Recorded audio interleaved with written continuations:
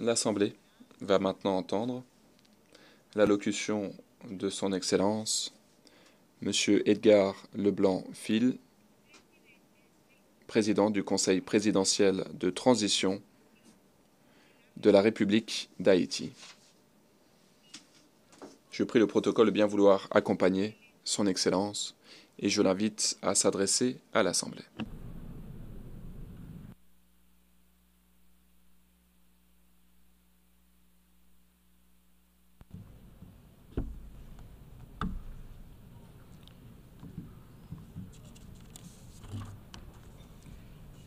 Excellences, Monsieur le Président de l'Assemblée générale, Monsieur le Secrétaire général des Nations unies, Excellences, Mesdames, Messieurs les chefs d'État et de gouvernement, Mesdames, Messieurs les chefs de délégation, distingués délégués, chers compatriotes, j'ai l'immense honneur de représenter ici à la tribune de l'Assemblée générale des Nations unies, à un carrefour particulier de son histoire, le peuple haïtien, digne et fier, qui, malgré les tempêtes de tous ordres, a toujours su se relever. Première république noire du monde, Haïti porte dans ses entrailles la fierté d'une lutte héroïque pour la liberté et la dignité humaine. Elle se trouve aujourd'hui à un carrefour décisif. C'est donc avec le poids de cette histoire et l'espoir d'un avenir meilleur que je m'adresse à vous en appelant à la solidarité agissante de la communauté internationale. Permettez-moi tout d'abord d'adresser mes chaleureuses félicitations à vous, Son Excellence Philémon Yang, ancien Premier ministre du Cameroun, pour votre élection en tant que président de cette 79e session de l'Assemblée générale. Haïti se tient fermement à vos côtés et vous assure de tout son soutien tout au long de votre mandat afin de faire de cette session un succès pour l'ensemble de la communauté internationale. Qu'il me soit permis aussi de saluer l'excellente qualité du travail accompli au cours de la 78e session par votre prédécesseur, Son Excellence, M. Denis Francis de Trinité et Tobago, qui a su conduire les travaux avec dextérité, sagesse et leadership. Je saisis également cette occasion pour exprimer au nom du peuple haïtien toute notre gratitude à vous, Monsieur le Secrétaire général Antonio Guterres, pour votre visite en Haïti, votre présence sur notre sol et votre soutien indéfectible à notre démarche auprès du Conseil de sécurité, notamment pour renforcer la police nationale d'Haïti. Vos récentes interventions en faveur d'Haïti ont été vivement appréciées et resteront gravées dans nos mémoires. Je tiens à exprimer ma plus profonde gratitude à la communauté internationale pour le soutien apporté à mon pays en ces temps de crise. Cette solidarité, qu'elle se manifeste à travers des initiatives de sécurité, d'aide humanitaire ou de soutien au développement, est grandement appréciée.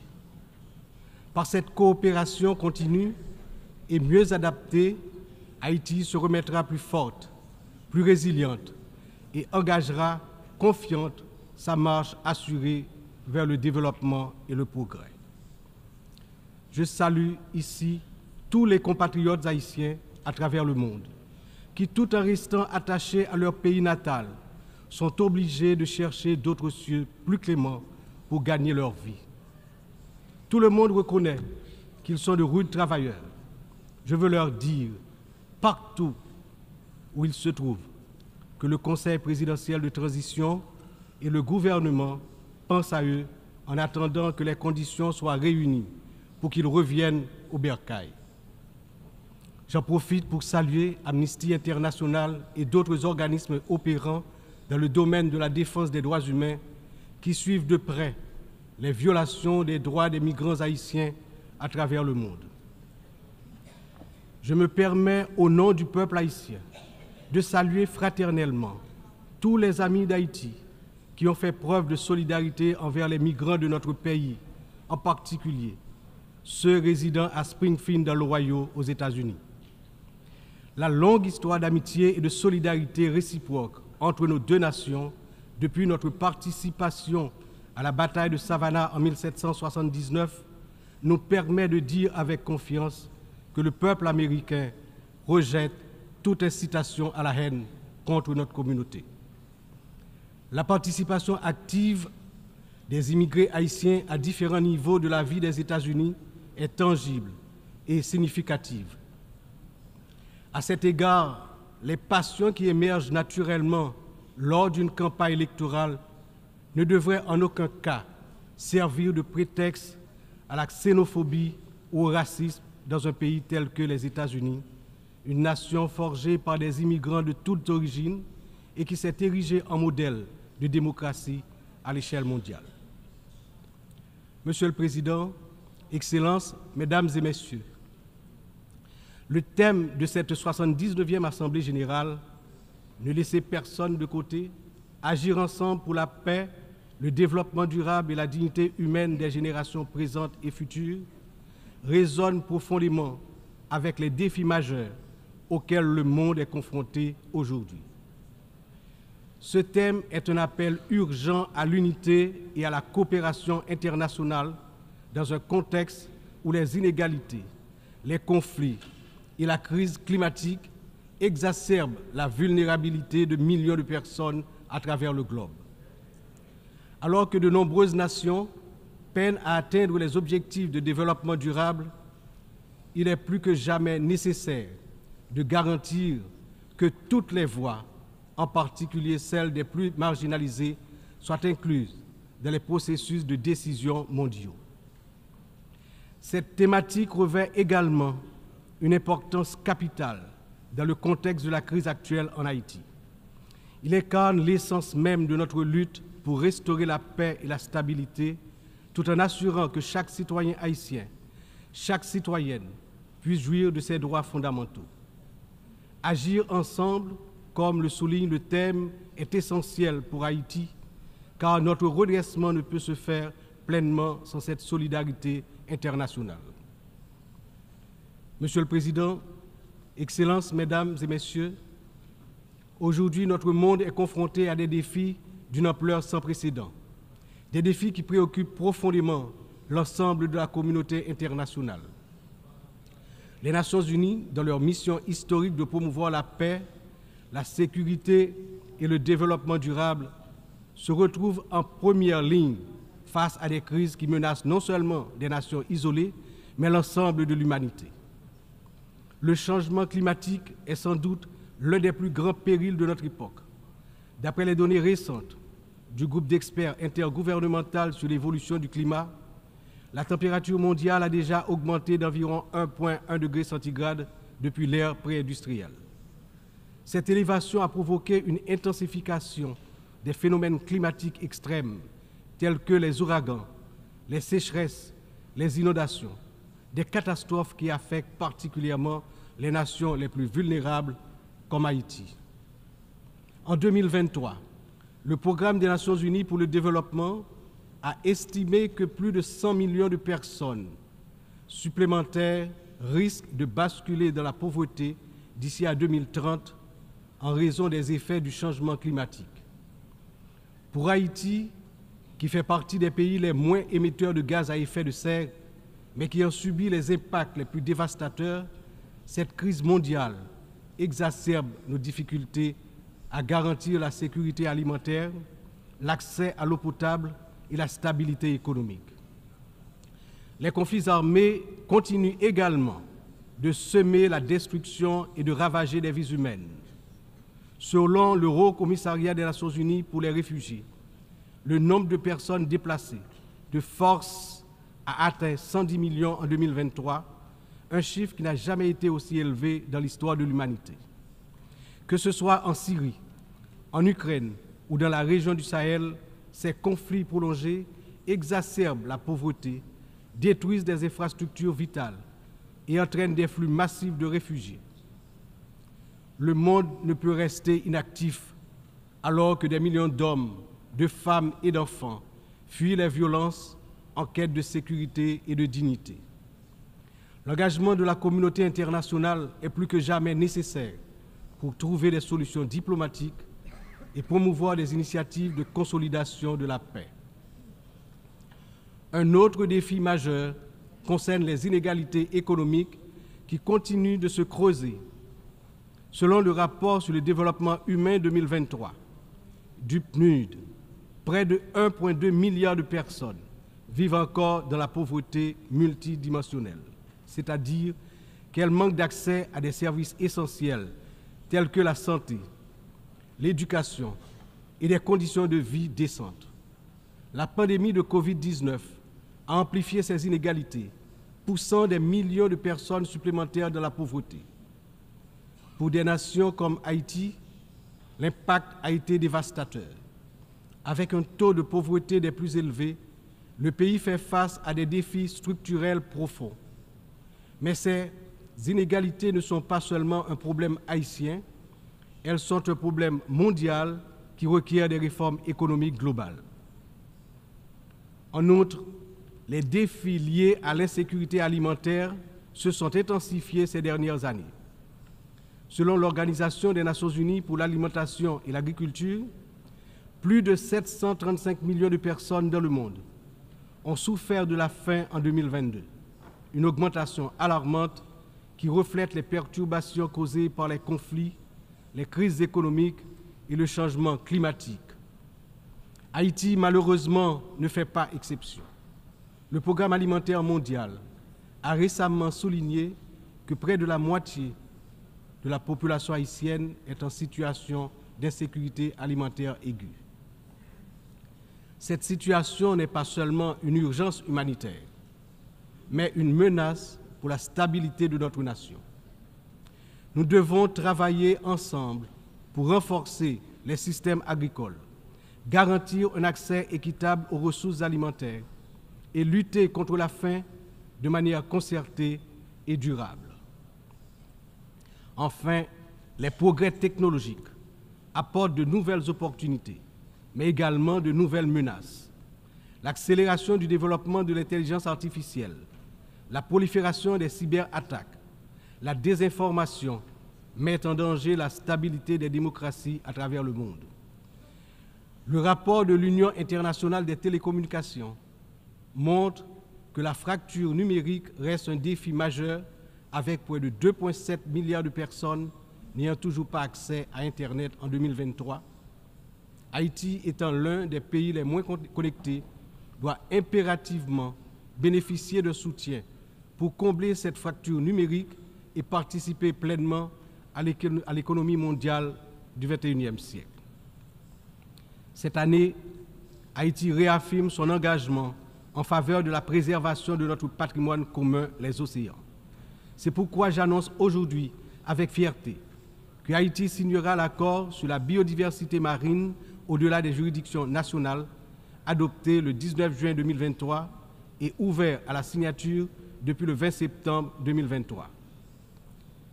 Cet accord est un outil crucial pour garantir la protection de la biodiversité marine, promouvoir une exploitation durable des ressources marines et renforcer la résilience des États insulaires comme le nôtre face aux défis du changement climatique. Haïti est déterminé à collaborer avec la communauté internationale pour s'assurer que cet accord profite à toute l'humanité, tout en contribuant à la protection des écosystèmes marins dont nous dépendons tous. Ces défis mondiaux ne peuvent être relevés que par un engagement renouvelé en faveur du multilatéralisme, de la solidarité et de l'action collective.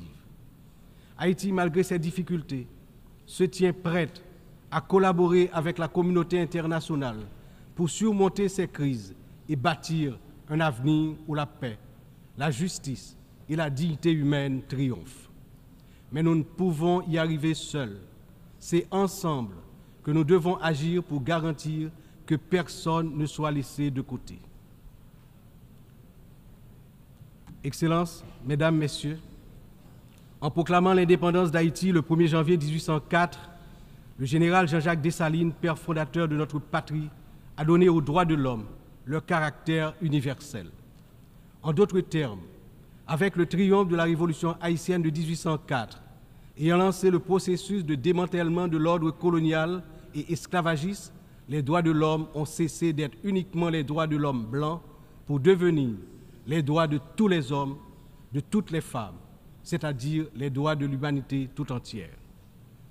À ce titre, en tant que représentant de la République d'Haïti, porte-parole officiel du peuple haïtien, je me vois dans l'obligation d'attirer l'attention des dirigeants des grandes puissances sur le danger de guerre nucléaire menaçant l'existence des peuples sur tous les continents. Dans cette optique, au nom de la République d'Haïti, je lance un vibrant appel aux chefs d'État de tous les pays membres des Nations Unies pour leur demander d'éviter à l'humanité le péril de la fin de la civilisation sur Terre. Monsieur le Président, Excellences, Mesdames et Messieurs, je m'exprime aujourd'hui avec l'expérience de plusieurs années consacrées au service de mon pays. Mon parcours politique, profondément ancré dans l'histoire d'Haïti, m'a permis de traverser de nombreuses épreuves, toujours avec un même objectif, le progrès de mon pays, la fierté, la dignité restaurée et le bien-être du peuple haïtien meurtri. Ayant présidé le Sénat de la République de 1995 à 2000, puis ayant été témoin de moments critiques de notre histoire politique, j'ai vu de près les défis auxquels notre nation a été confrontée. Mon engagement politique remonte à une époque où les luttes pour la stabilité et la démocratie étaient omniprésentes. Aujourd'hui, en tant que président du Conseil présidentiel de transition, je me retrouve à nouveau à un moment charnière de l'histoire d'Haïti. Mon parcours m'a enseigné que la résilience et la volonté collective sont les seules voies pour garantir un avenir stable et prospère. C'est avec cette vision, ce dévouement et la force que confère cette riche expérience politique que je m'engage à conduire la transition, déterminée à mener Haïti vers la paix, la sécurité et la démocratie participative, par la tenue de la conférence nationale, le renouvellement du personnel politique à travers des élections libres, crédibles, transparentes. Le peuple haïtien, malgré ces épreuves auxquelles il est confronté, refuse de se laisser submerger par le désespoir. Des défis d'une ampleur sans précédent, une violence dévastatrice, une instabilité politique persistante, une précarité quasi générale et une pauvreté dégradante se posent à son intelligence et à ses capacités d'action. Au milieu de cette tempête, il a compris qu'il lui fallait prendre une décision courageuse, celle de se mettre ensemble, de s'unir malgré les différences profondes pour pouvoir se relever et se mettre en marche, en toute confiance, vers la sortie de la crise multidimensionnelle qui l'afflige depuis déjà trop longtemps. La création du Conseil présidentiel de transition est une matérialisation de cette décision, un exemple tangible de cette volonté de se réconcilier avec soi-même. Ce Conseil qui rassemble organisations de la société civile et toutes les tendances politiques du pays est le fruit de longues négociations. Il incarne la pluralité de la société haïtienne. Sa feuille de route est claire: restaurer la sécurité publique, organiser des élections libres, transparentes à la fin de l'année 2025, rétablir la confiance dans les institutions de l'État. Pour y parvenir, nous, responsables au plus haut niveau de l'État, savons que nous aurons besoin du soutien de la communauté internationale. Mais d'abord, nous devons compter sur nous-mêmes, sur notre résilience, notre capacité à surmonter les divisions internes. Il est important de souligner que la résolution des problèmes d'Haïti repose avant tout sur les épaules du peuple haïtien. Il est de notre devoir, en tant que nation souveraine, de prendre en main notre destin, de surmonter les divisions et de construire ensemble un avenir de paix et de prospérité. Cependant, cette responsabilité n'incombe pas seulement à nous. La communauté internationale, les Nations Unies, les puissances étrangères qui ont souvent joué un rôle décisif dans l'histoire d'Haïti ont également une part essentielle dans ce processus de restauration de la paix, de redressement économique, de renouvellement institutionnel et d'établissement d'un État de droit. En ce sens, L'échec d'Haïti à se relever n'est pas seulement celui d'une nation. Il traduit un échec collectif, une incapacité mondiale à respecter pleinement les principes de solidarité, de justice et de coopération internationale. C'est ensemble, avec une responsabilité partagée et un engagement renouvelé, que nous pourrons transformer cette crise en opportunité et tracer une voie durable vers la paix. Aujourd'hui, Haïti fait face à une crise sécuritaire d'une gravité sans précédent. La montée en puissance des gangs armés, la violence généralisée, l'instabilité politique ont plongé la nation dans un état de vulnérabilité extrême. Les citoyens vivent dans la peur, incapables de circuler librement partout sur le territoire national, d'aller travailler ou d'envoyer leurs enfants à l'école sans risque, notamment dans la région métropole de Port-au-Prince, la capitale. Cette situation affecte tous les aspects de la société haïtienne, fragilise les institutions, paralyse l'économie, mine l'espoir de lendemain meilleur. L'avenir du pays est menacé. 50% de l'effectif des gangs de la région de la capitale sont constitués d'enfants et d'adolescents, filles et garçons. Ils servent souvent de chair à canon lors des opérations contre les forces de l'ordre. Ils sont l'objet de graves violences de toutes sortes, y compris des violences sexuelles. Ces abus et violences exercés contre des enfants et des adolescents doivent être considérés comme un crime contre l'humanité, compte tenu de leurs conséquences sur les générations à venir. Le rétablissement de la sécurité nationale est une priorité absolue pour les autorités haïtiennes. Elles sont pleinement engagées à mettre fin à cette spirale de violence et à restaurer l'ordre afin de garantir à chaque citoyen, à chaque citoyenne, le droit fondamental à la sécurité. Elles sont conscientes que la paix et la stabilité sont les fondements indispensables pour permettre à Haïti de se redresser, de rétablir la confiance dans ses institutions, d'assurer le développement socio-économique du peuple. Dans cette optique, la décision du Conseil de sécurité d'autoriser le déploiement de la mission multinationale d'appui à la sécurité à travers la résolution 2699 a été une réponse directe aux appels du peuple haïtien. Cette mission, bien que n'étant pas une force onusienne classique, incarne l'engagement de la communauté internationale à soutenir Haïti dans sa lutte contre l'insécurité. J'exprime au nom du peuple haïtien ma profonde gratitude aux États contributeurs, notamment au Kenya, pour avoir accepté d'assumer le leadership de la mission, ainsi qu'à tous les pays qui ont apporté leur soutien. Les forces de sécurité nationale, avec l'appui de la mission, ont déjà montré des résultats tangibles sur le terrain permettant à la population de retrouver progressivement une certaine normalité. Beaucoup, néanmoins, reste encore à faire. Haïti a accueilli plusieurs missions des Nations Unies au cours des 3 dernières décennies, notamment la MINUSTA. Si certaines de ces missions ont contribué à stabiliser temporairement le pays, elles ont également laissé un héritage lourd de conséquences. Des allégations de violations graves des droits humains, y compris des abus sexuels, ont ébranlé la confiance du peuple haïtien. L'absence de poursuite et de réparation pour les victimes a renforcé un sentiment d'impunité, minant ainsi les efforts de reconstruction. Il n'est cependant jamais trop tard pour bien agir et pour tirer des leçons du passé. En repensant l'approche, nous avons l'opportunité de redorer le blason des missions internationales en Haïti et de construire un avenir meilleur pour le peuple haïtien. C'est dans cet esprit que nous souhaitons voir amorcer une réflexion sur la transformation de la mission de soutien à la sécurité en une mission d'opération de maintien de la paix sous mandat de l'Organisation des Nations Unies.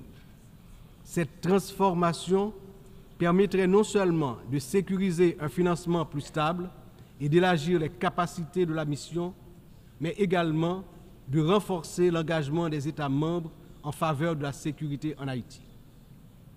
Je suis convaincu que ce changement de statut tout en s'assurant que les erreurs du passé ne se répètent pas, garantira le plein succès de la mission en Haïti.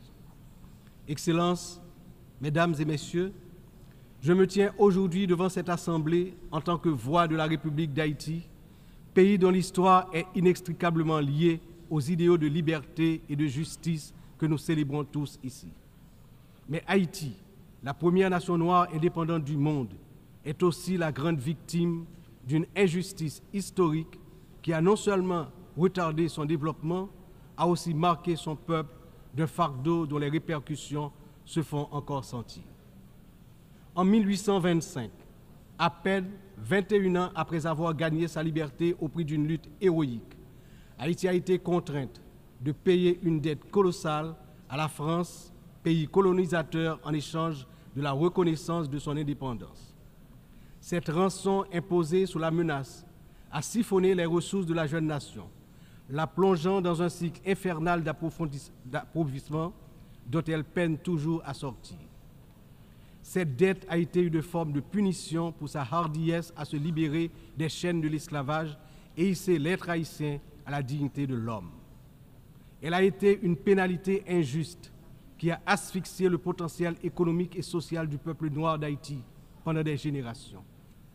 Dans le contexte d'aujourd'hui, où plus que jamais, l'attention est portée sur les efforts pour restaurer sans délai la sécurité et répondre aux immenses besoins humanitaires en Haïti, il me paraît important d'attirer l'attention de l'Assemblée sur les séquelles du passé colonial et des rançons payées à certaines puissances qui ont largement hypothéqué le développement d'Haïti.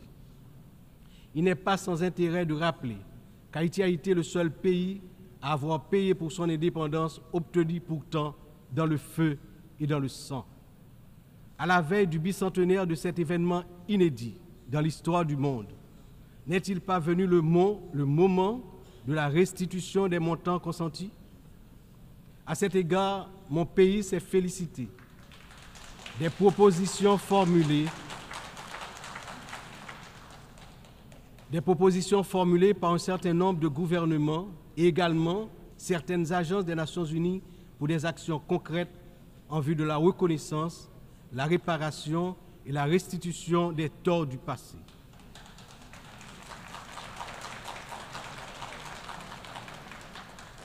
Haïti a confiance sans réserve dans l'Organisation des Nations Unies, dont les piliers sont la lutte pour l'égalité entre les peuples et le maintien de la paix entre les nations, pour jouer son rôle notamment dans la mise en place des mécanismes appropriés pour faciliter le dialogue entre les pays victimes de la colonisation et les anciennes puissances coloniales.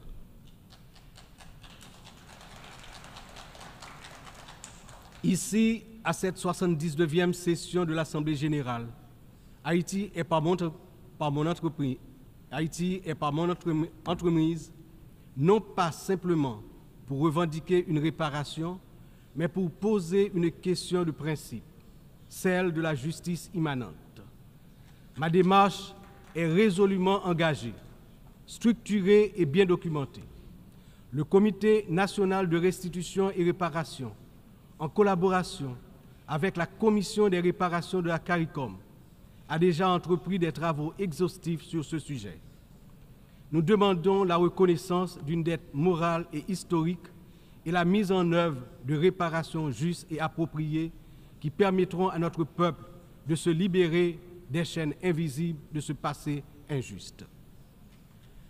Excellences, Mesdames et Messieurs, l'histoire nous enseigne que les nations ne se relèvent pas dans l'isolement, mais dans l'union des forces, dans l'engagement résolu à bâtir un avenir commun. Haïti, cette terre qui a offert au monde un symbole de liberté inébranlable et qui a aidé plusieurs nations à se libérer du joug du colonialisme barbare, ne cherche pas la charité, mais la justice, le respect,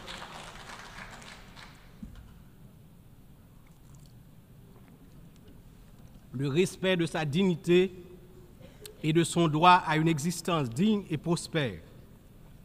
Les défis auxquels nous sommes confrontés aujourd'hui sont certes immenses, mais ils ne sont pas insurmontables.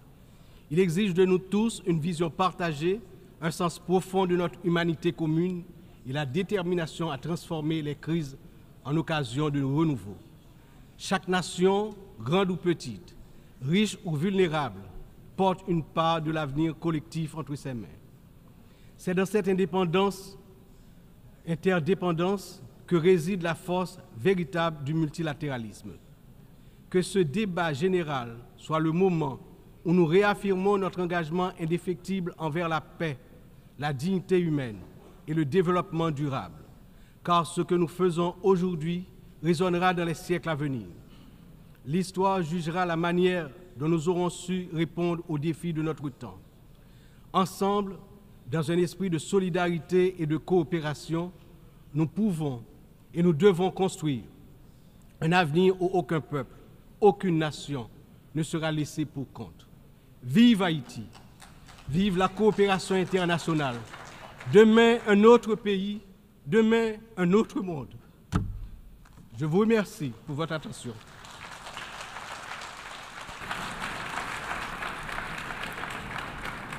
Je remercie, au nom de l'Assemblée, le président du Conseil présidentiel de la transition de la République de Haïti. Seguidamente,